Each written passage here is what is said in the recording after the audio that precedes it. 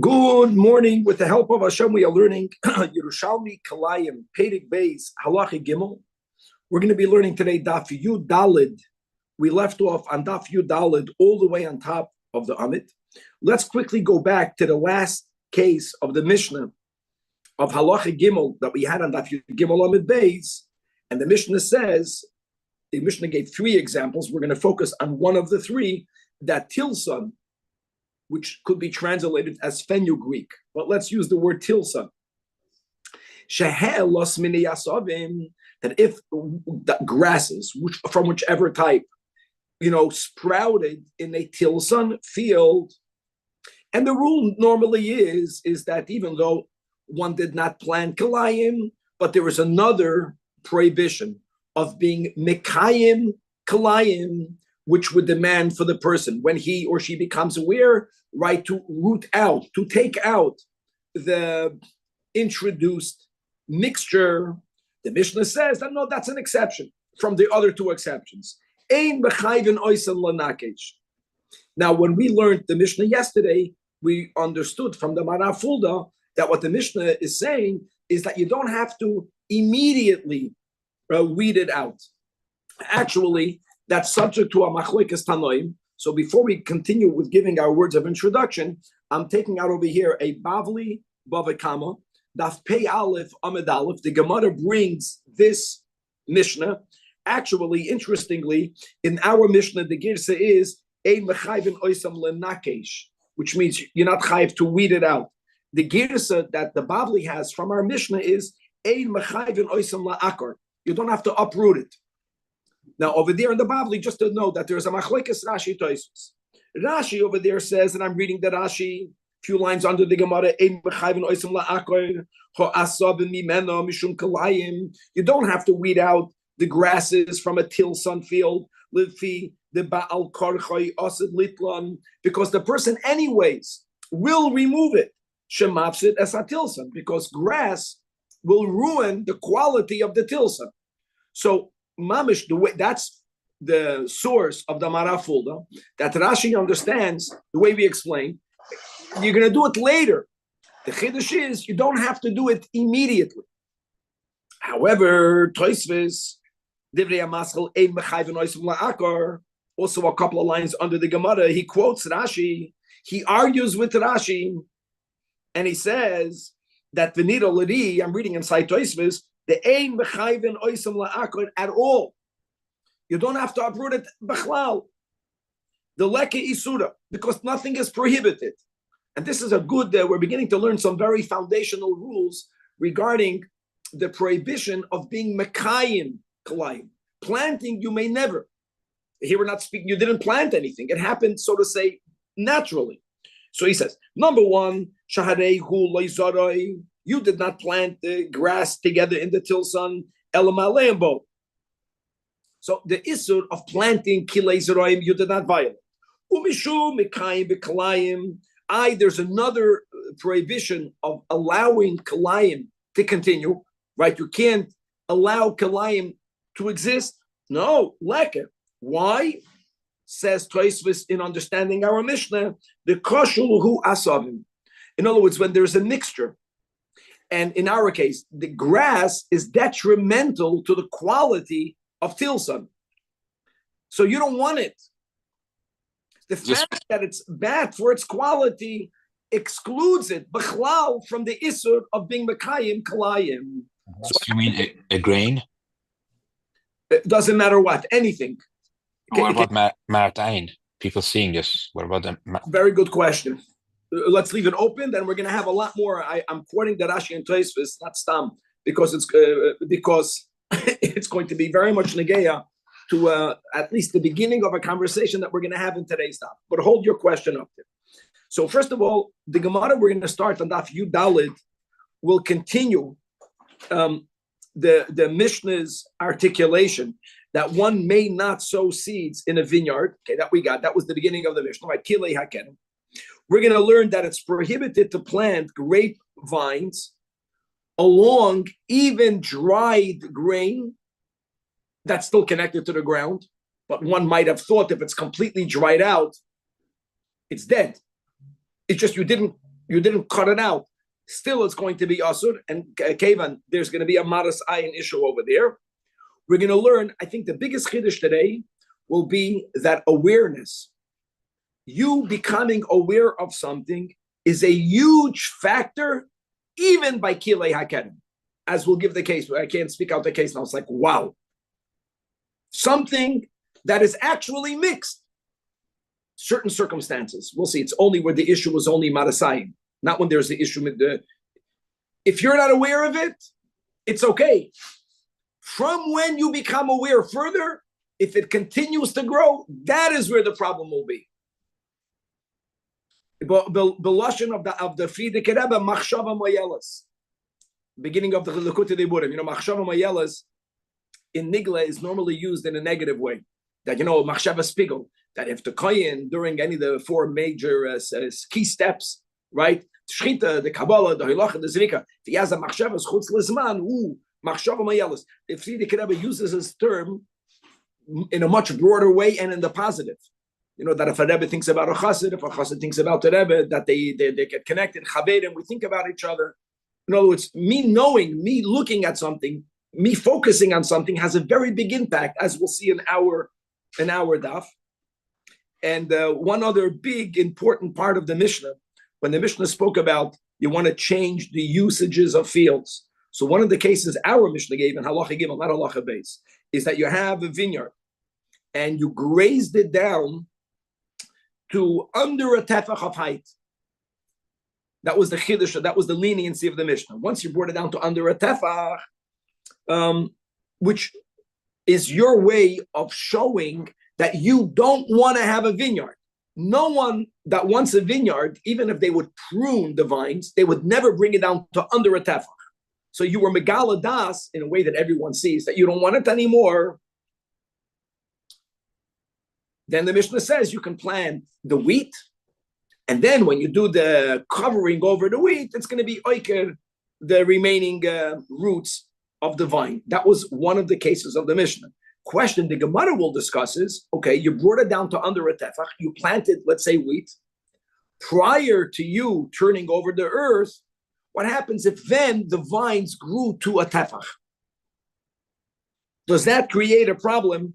And the answer is yes, but kevan only marasayim. Another example.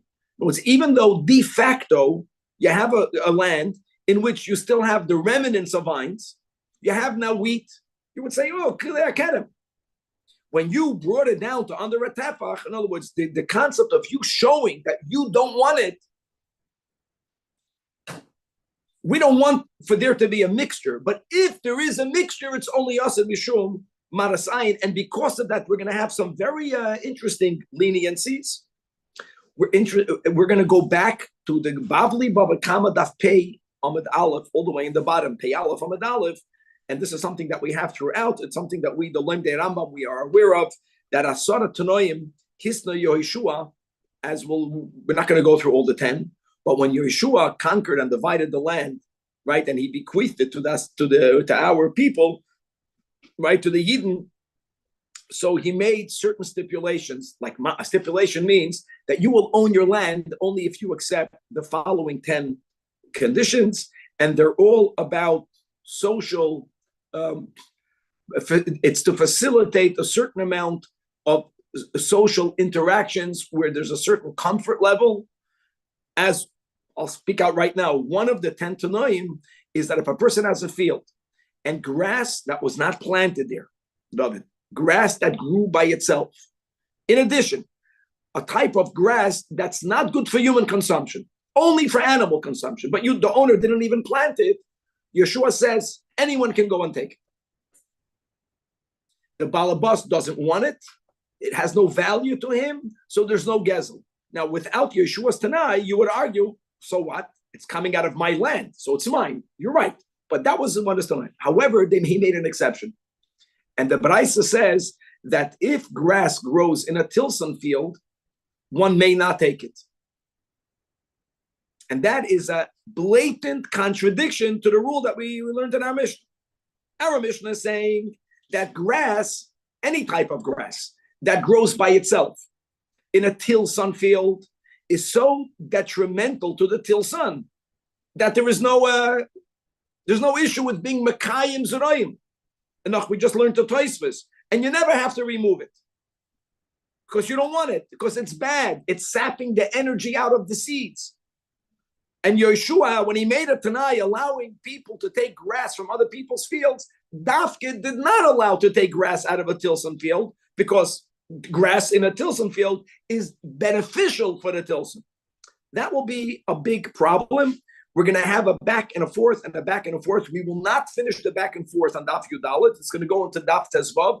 However much deeper we'll get into the Shakel of Italia, we're going to continue this back and forth, God willing, in tomorrow's Daf.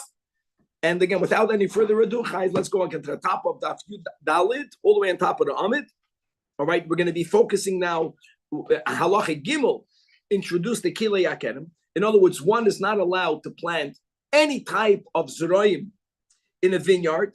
I just want to remind everyone that the Isur, we learned this already before. If you have an individual grapevine, then the Isur is you cannot plant it within 6 Tvachim. If you have a Kedem, if you have a vineyard, even if you're going beyond 6 Tvachim, you're also not good. You have to go 4 Amas. And if not, Kilei Akedem. Now, like we mentioned, Kilei Akedem, because it's going to grow more. I don't know why. David is, I don't know why. In other words, if the issue is that they shouldn't take nourishment one from the other, and at 6 Tvachim is the shear of separation, I don't know, but like that's how Chamer we are. Now, says the Gemara, Tani, we learned in Abraisa, nevertheless, even though we're so chamer by mixing seeds with a grapevine or or with a kerem or vineyard, soimchen oimarim b'tzad gefanim. What happens if you harvested grain and you have oimarim, a quick back to a mesachtas peah? You have these bundles, you have these sheaves of grain. Can you put it right alongside the grapevines? It's detached. That you could. What's the chiddush over here? Maybe you're not allowed to do that. Or maybe if you're going to put the sheaves over there, maybe some of them will get replanted. You have no issue. Says the Gemara, Amar Rabbi Yosi. The fact, this is an Amoira, the fact that the Braisa, who's showing you the limit of what's permissible, is speaking about placing detached sheaves near a vineyard. What can we extrapolate from that? That if you have grain that's attached to the ground, even if the grain is dead, that means it's completely dried out. Here, one is not allowed to put a grapevine, to plant a grapevine right alongside of it. In other words, the Braisa is telling you a chiddush. If this would have been permissible, the Braisa would have said you could do this. The Braisa is telling you the biggest chiddush is that now that it's detached, now it's okay. Same Rabbi Yossi as Yavor? Same Rabbi Yossi as says Yavor? No. Rabbi Yossi Yavor in the Mishnah in Halacha Aleph is a Tana, and Rabbi Yossi, who makes a comment on a Braisa, that's the way it works, is always an Amoy. This is a comment that he's making. That means there must be an Amoy. Okay. So first of all, in other words, we learned by implication that if you have grains that are attached, even if they're dead, that means they're dried out, you cannot plant a grape, a vine next to it. Says the Gemara, what about the opposite? If you have gefanim that are completely dried out, can you plant grain over there? So says the Gemara, Nishme'ina min Hadam. And we're quoting a Mishnah that we will have in the Sechtes Kalayim Yerushalmi in our pagination of Samach Beis. The Mishnah says, Gefen sheyafsha, that if you have a grapevine and it completely dried out, Asura, meaning if you planted of it other seeds next to it, you're not allowed to do that. Aber ve'eda mekadeshes. If you did it and then those grains grew, it won't become prohibited. The rule is that that means it's a maras ayin issue. That's the way it normally works. Just to know the word, because whenever you have a actual biblical prohibition by kilei akerem mikadeshes, for there to be a prohibition, but it's not going to be prohibiting the product, that like the Rashidil, your rights over here behind the mishum maras ayin. But isn't it clear to everybody that a dry vine is not going to bring anything to fruition? I don't think I would know how to discern a dry vine from a non-dry vine. And I want to just acknowledge one thing, Yakir, that the world of maras ayin is a world where ein lo davar soif. We know that. Ein lo davar soif. And that's why actually in halacha, after chasimas hashas, no one made up a new maras ayin. Can't do that. So I agree. No, it's every maras ayin you can argue. I want to add another thing, guys, which is very important. We learned this together somewhere in Bavli, that there's a difference between maras ayin and chshad, just not to confuse them. Chshad means that if I see you doing something, like if you have a house that has two doors and you're not lighting a menorah, you right? I think or Neder Shabbos or the menorah. If I walk by your house and I don't see the menorah, I'm going to be choished that you did not keep the rabbanon of lighting a menorah. That's chshad. I'm going to suspect that you're violating. Suspicion. Maras ayin is completely different. Maras ayin means when I see you doing something, if I misunderstood what you're doing, that means if you did something that I think is prohibited, but I see you doing it, I'm going to be influenced by you by saying, if you do it, is a raya that it's allowed to be done. Even though what you're doing is something that's permitted, but I think you're doing is something that you're not allowed to do. Every maras ayin is that you'll be a bad influence, and chshad means I'll suspect you. It's a whole different thing. Okay, anyways, back over here. So first of all, a Mishnah says clearly, the Mishnah says regarding our question that planting grain, bitzad, a geffen, is asur midrabanan. Basically, that's what the Mishnah is saying. And Amar Rabbi Lazar came along Rabbi Lazar again in Amoida, and he says, I want to tell you something, that our Mishnah is only Shitas Rabbi Meir, who's machmir, meaning the Chachamim are not machmir. They would even allow you lechatchila to do it, and I'll go with what you're saying. I mean, you understand the Chachamim. Like, there's no maras ayin over here. Where did he see that Rav Meir is broadens maras ayin? Where did he see that? Not from this case, from another case. In Lashon HaKodesh, cotton plants is called semer geffen. Why do you think it's called semer geffen? It must be that there's some similarity between the vines upon which, or the plants of cotton and a vine. There's absolutely no problem with planting tzemer geffen, right? Tzemer geffen is not a vine. There's no kilei akerem. Nevertheless, Rav Meir says that afilu tzemer hageffen asur. What was that? In other words, a person is not allowed to plant seeds near tzemer geffen. Now, I know you can ask me, hold on, what about kilei zeroim? We already learned this earlier in the Masechta. There are so many different scenarios, Rosh Toir, for example, where mitzat kilei zeroim, there won't be a problem. Because everyone can see that it's not mingled. Without repeating, that's Daf Yud Zayin. Kilei hakerem doesn't have the heter of Rosh Toir, like we mentioned. By kilei hakerem, it has to be 6 tvachim or 4 amas. Says Rav Meir that all of the restrictions regarding planting grains or seeds near a vineyard applies to cotton plants. Midrabanan. What do you see over here? That Rabbi and the Chachamim disagree.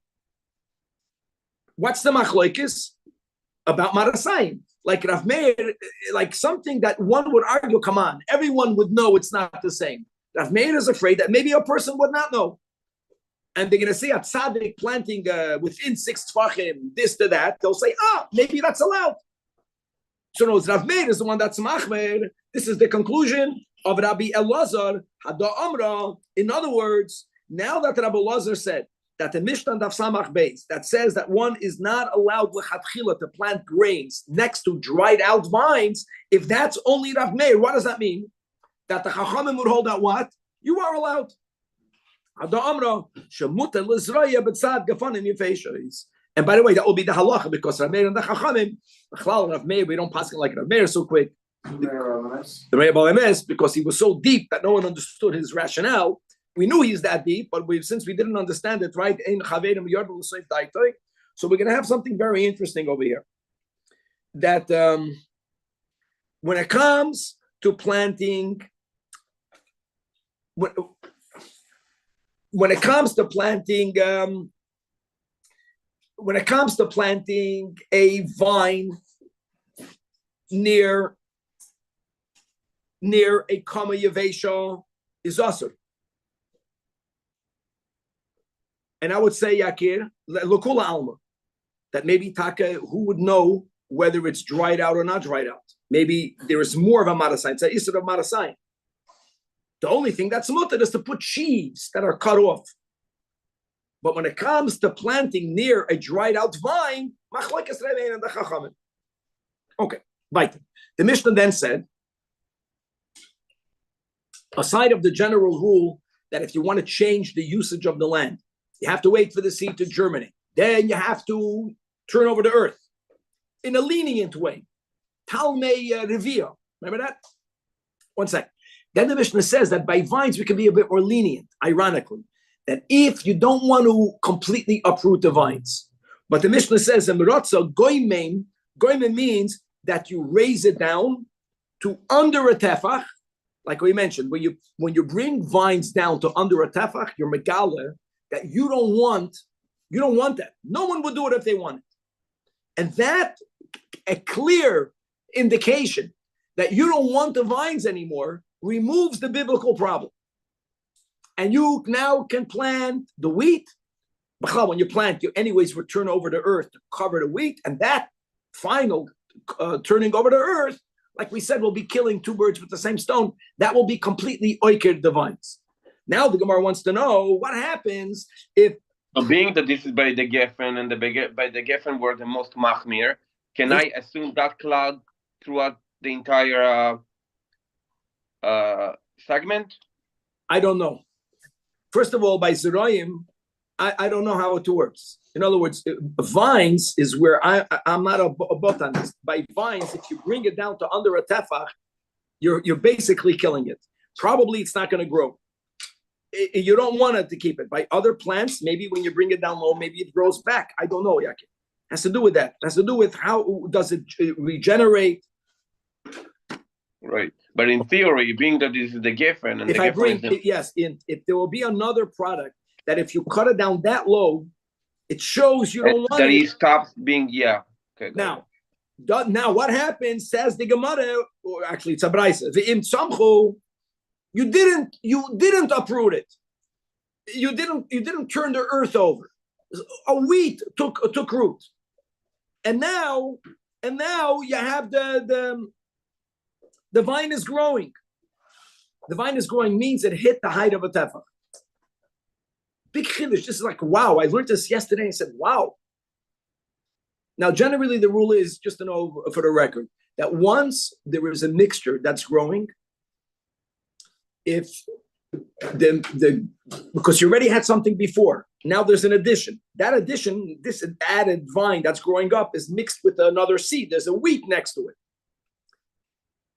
If the additional growth is less than echad b'masayim, that means the original non-mixed is 200 times more than the new growth. It's batel, which is a huge ratio. It's a chamur ratio.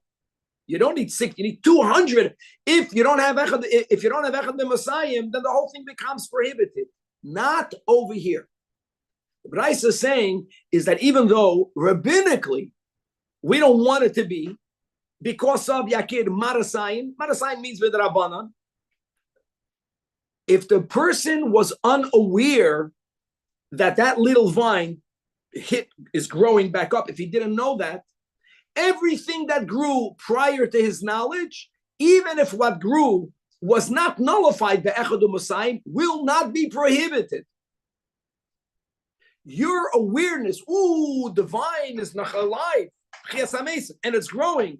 Now it's already a tefach or higher. Your knowledge is the problem. And from there on, if it continues to grow, now you have a problem. Mutaris lisha'avar. Only va'asurais la'asid la'avai. Look inside the Marafulda. I know it's late. Look inside the Marafulda for 4 lines under the Gemara. Either alin, either you found the leaves. The leaves came from the vine on top of the tvua.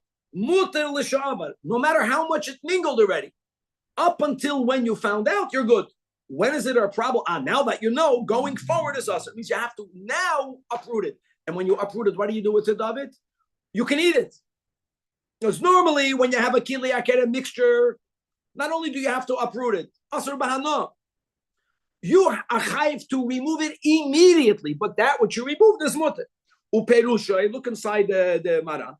Heicha the gama maker. Since you were goyim, you raised it down. The zara, and you planted. The koidim shemesharish, before you had an opportunity to uproot the remaining roots of the vine, either alin leaves came up in agefen, and now they're leaning over the tvua. Muter l'sha'avar. Question is how? Why don't we say who, if there's no bittul, says that mara hoyel ve'enoi el mishum maris va'ayin. Why is it only marasayin? People ask. Yakir, that's the word. Since you displayed your disinterest in the vines, how did you display it? It's clear. By you cutting it under a tefach, no one that wants it would do that. That's it. From now on, it's only a midrabanan.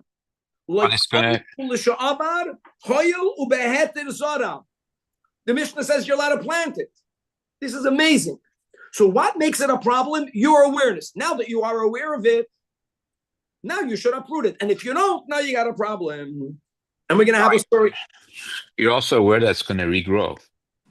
The vineyard roots are about 15 feet deep. Doesn't matter. So again, I'm happy that you're finding finally a case where you can even think that the science understands how things work. I don't care how things work. The Torah is telling you how it works. In other words, this is the rule. When a person has a vine, they don't cut it under a tefach. People only do that when they want to uproot the vine. I mean, if you do, it still will grow naturally. That's what cavemen are doing. And will it stop growing? It won't stop growing. No, but maybe mitzad peri. Maybe mitzad peri, you don't get as much when it's under the tefach. You understand? Maybe it's not worthwhile mitzad peri. Not mitzad. Not that's even practical. You don't do. In other words, when you remodel a house, let's say you have to remodel your bathroom. Would you take your dining room apart? No. You're going beyond what's needed. Why are you doing it? The only reason why people do it, even today, is because they're planning to get rid of it. Once I demonstrate, the demonstration part is important, that I'm planning to get rid of the vine, even prior to me actually getting rid of the vine, the problem is only now with the Rabbanan. Because I planted it beheted. If I would have planted it be'isr, there would have been a problem. The Mishnah says you can do that. I did it. Now let's go back. I'm sorry, Rabbi. I'm so sorry. If you're planting it, aren't the roots going to intermingle again? The goal, since a person is planning to get rid of it, the plan A was that you're planting the wheat. Anyways, when you plant wheat, like we learned yesterday, you have to plow the ground to cover the wheat. So the vine will take it out. That needed will uproot it. Got it, thank you. Over here is that prior to the person, what happened was you did all that, and then your wife needed you to do carpool. Shalom bayis. So you said you'll do that tomorrow.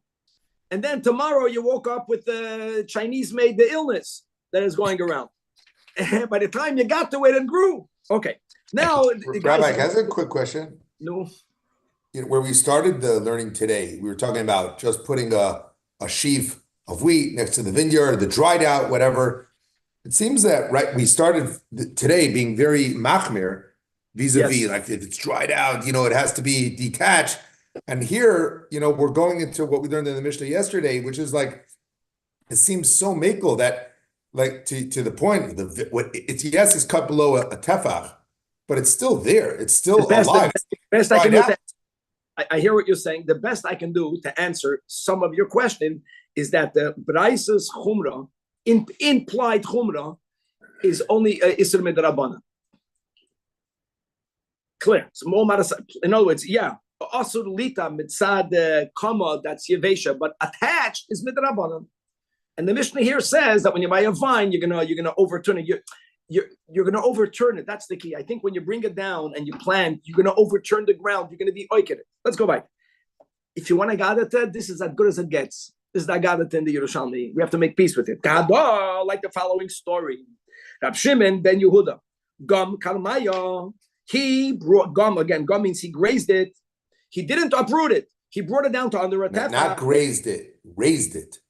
Thank you. Finally, some anger in the corrections over here. Yeah, the grazing is with grazing is done with animals. Raising is with. I need more anger. It's not good. You're smiling. You're running. And at this point, it's amazing. Rab Shimon, the Tana, was the one that brought it down. Then he told his worker, "Okay, now go ahead and sow the grains." So the others went ahead and he sowed the grain and. Whatever, this guy, the artist, the goyim, you understand? He wasn't told after you sow the grain, turn over the ground, even though you have to do that. This is what happened. He sowed the wheat, and before he had a chance to turn over the ground, which would have uprooted, this our case happened. So Amalei, so Rab Shimon ben Elazar told his artist, Poik Chatzoid, go right now, immediately, and cut down that which grew. Cut down the grain, even though grain you want to grow. The point is cut it down and we can use it. Cut it down and we can use it. Min dachatzad artven. What happened afterwards was, after he cut down the grain, before they uprooted the vines, he went to inspect the vines and he noticed now the vines dried out. The vines died. What did we just learn right now in the Gemara? That only Rav Meir would say mishum marasayin you can't plant. Now, according to the Chachamim, there isn't even marasayin. So Amalei, so he told him Peiksmach, now go ahead and you can plant new grain. You don't even have to uproot it. No, it's the irony. The irony is that if he can plant right now, then why couldn't he leave it? Because when he found it, the vines were still moist. They were growing. That's not dead. Dead does not grow. He went ahead and he did all the leniencies. As we see a story that everything we pass is incorrect. We can, when you become aware of it, you can remove it immediately. Now, Rab Ze'ero Boyem, At Kedoin, Kerab Shimon ben Yehuda, Shu Oymar Ladas Gemura. Is this leniency only for someone like Rab Shimon ben Yehuda, the author of the story, the Tana? What's the chiddush about him? Is that we trust him, that when he became aware that it grew, and when he told his others, go and cut it down, he did it with all of his das, with a full heart. And he would do it immediately. In other words, do we only allow this to happen for someone whom we really trust is God-fearing and they're going to follow the law? You see the danger of saying that the problem is only when you become aware? When people hear that, so they say there is no inherent problem. We don't say that treif is treif because you became aware of it.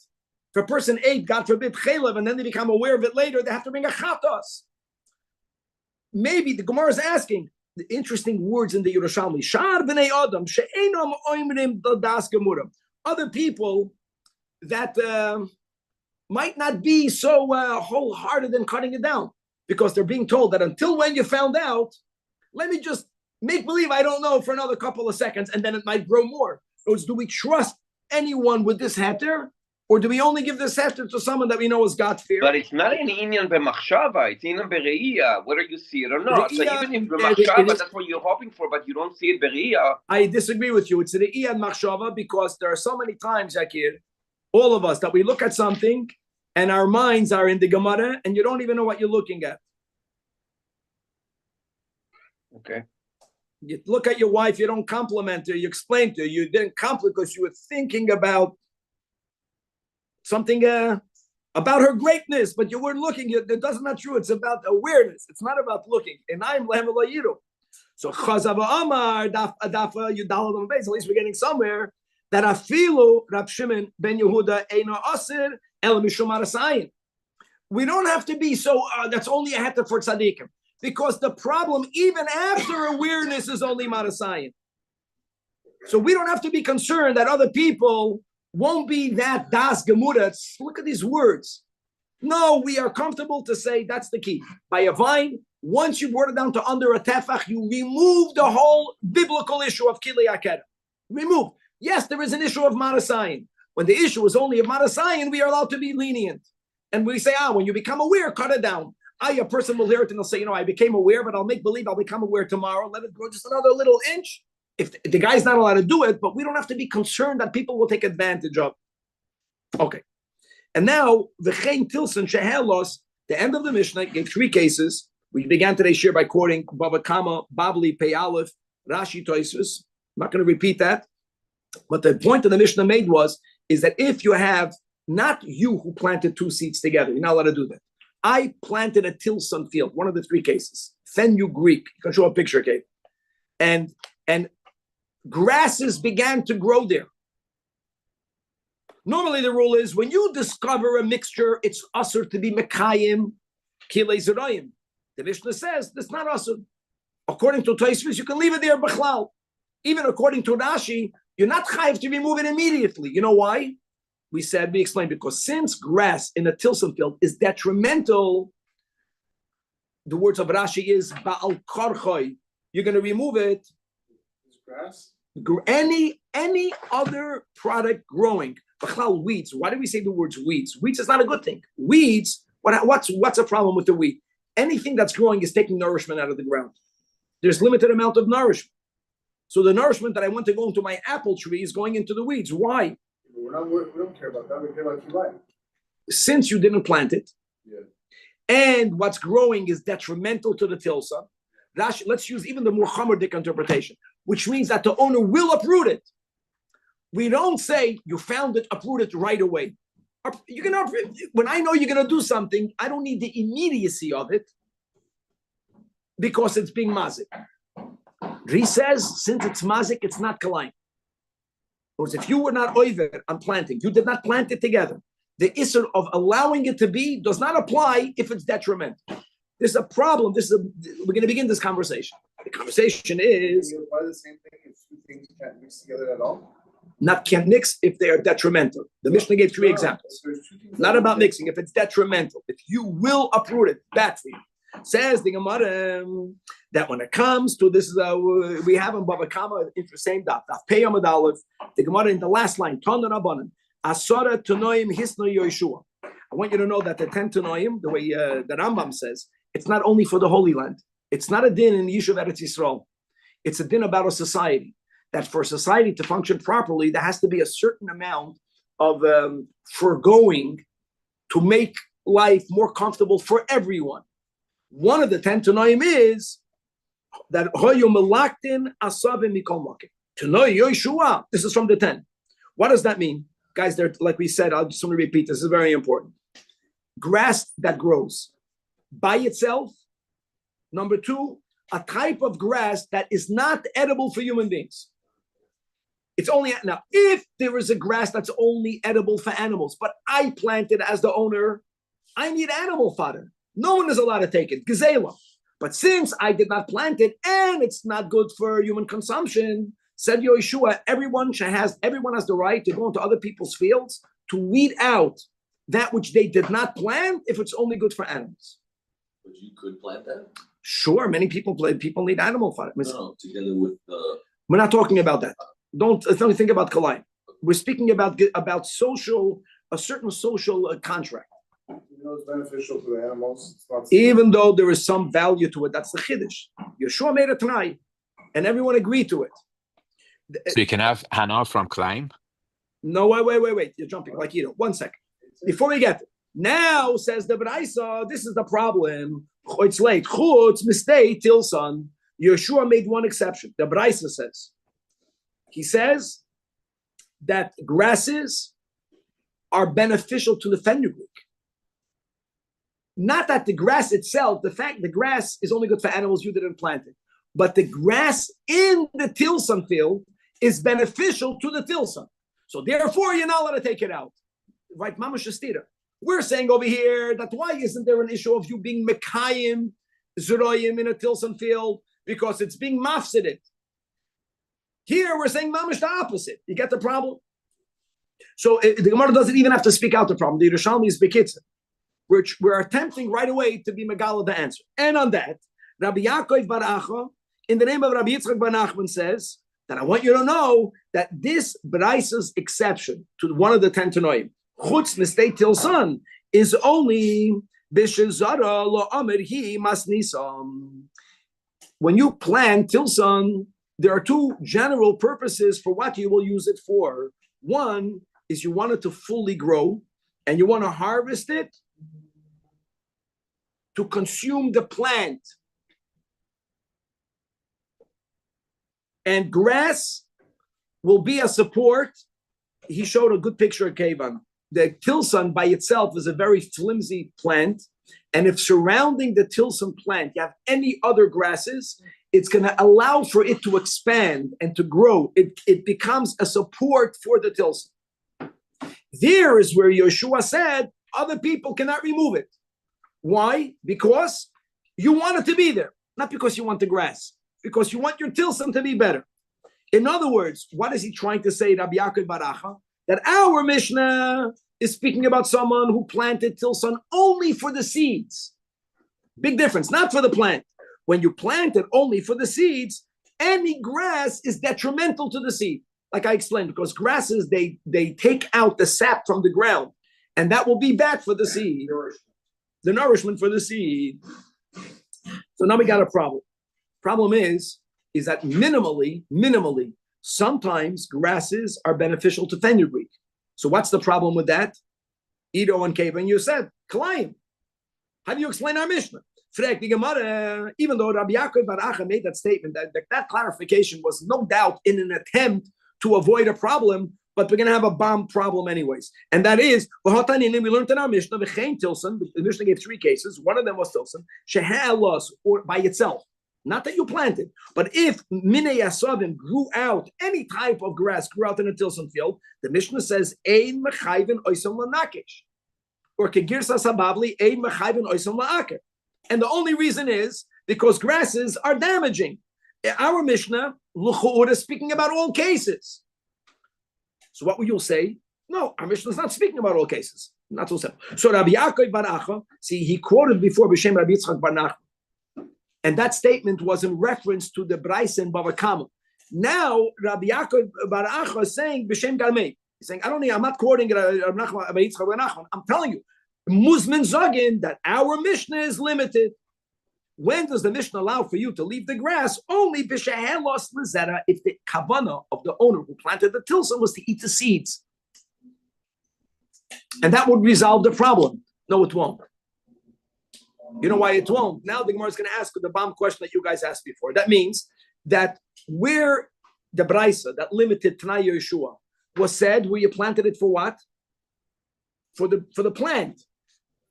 If you planted it for the plant, what did you do? You violated Kalayim. And even if you didn't plant it, if you found it and you didn't remove it, what are you violating? Kalayim. So Yeshua is going to make a exception to his Tanai to benefit sinners. I mean, that's what you guys were asking. These are the words of the Gemara.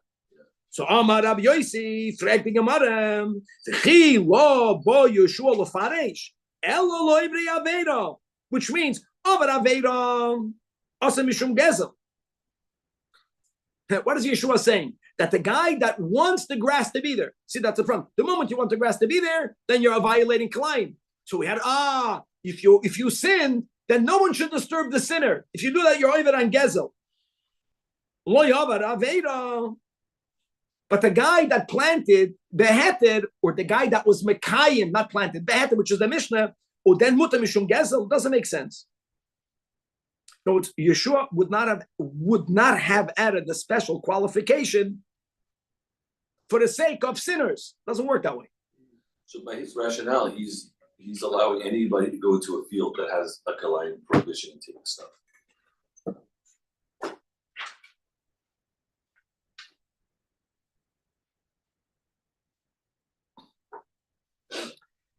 He's allowing it even if it's not Kalayim. Must be. He must have allowed it even if it's not Kalayim.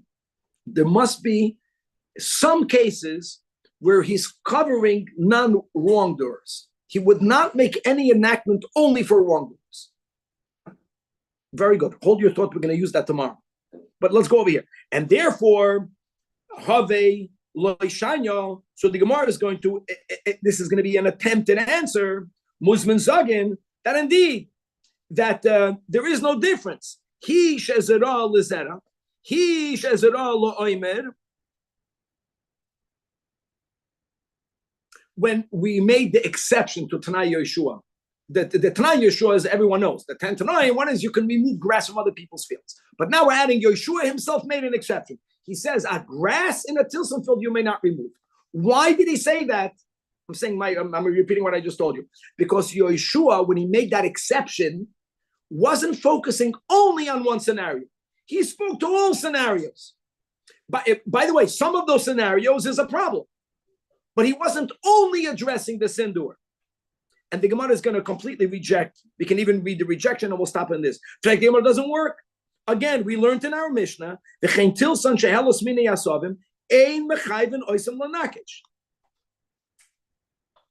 if there are times where the owner benefits, then the Chachamim should have always been mechayiv you to uproot it. So it's whenever you are interested in keeping them, then you're maintaining kalayim. And for you to go ahead and say that there is a scenario, if we're speaking in all cases, it doesn't fit in the Mishnah. So we have this contradiction. Kalayim, grass in tilson field, our Mishnah says you are allowed to be mekayim it. That can only be made sense because you don't want it. If you don't want it, then why would they limit Yeshua's heter? Let everyone remove the grass. And we're going to have a lot of back and forth and Daf Tezvav to be continued. What makes fenugreek so special? I don't know. I don't know, Keva. Thank you, Rabbi. Maybe it's more delicate.